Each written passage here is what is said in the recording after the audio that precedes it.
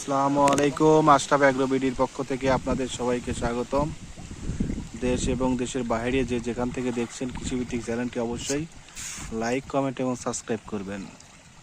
আজকে আমরা আসছি মহাদেবপুর তেঁতুলপুকুর রমজান ভাইয়ের শিং মাছের পুকুরে। তিনি মহাদেবপুরের মধ্যে একজন অন্যতম, এই এলাকায় শিং মাছ খুব কম চাষ হয়, তিনি শিং মাছ চাষ করে থাকেন।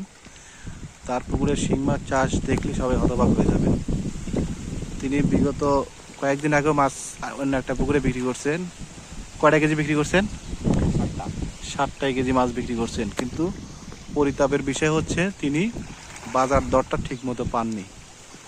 অর্থাৎ এই এলাকায় শিং মাছ চাষ না হয়, ব্যাপারই নাই শিং মাছের, এই জন্য তিনি সঠিক দামে মাছটা বিক্রি করতে পারেন নাই। লোকাল আড়তে মাছটা বিক্রি করে উনি অনেক লুজার হয়েছেন, ক্ষতিগ্রস্ত হয়েছেন।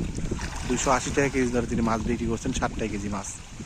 এটা আসলেই অনেকটাই তার জন্য ক্ষতির কারণ হয়ে দাঁড়াইছে। অনেক কষ্ট করে তিনি মাছটা করছিলেন।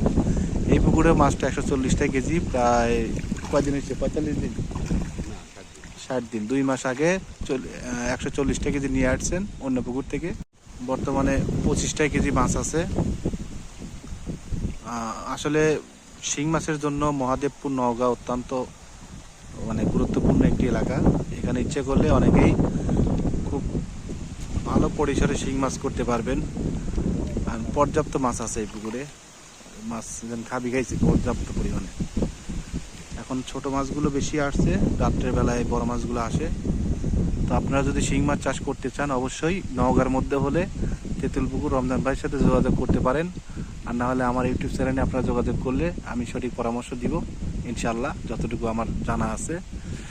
আর শিং মাছের জন্য নিবিড় চাষটাই হচ্ছে সবচেয়ে উত্তম।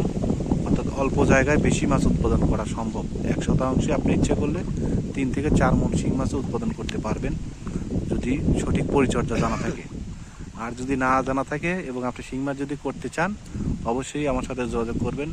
লাইক, কমেন্ট এবং সাবস্ক্রাইব করে দিবেন ইনশাআল্লাহ। আসসালামু আলাইকুম রহমতুল্লাহ।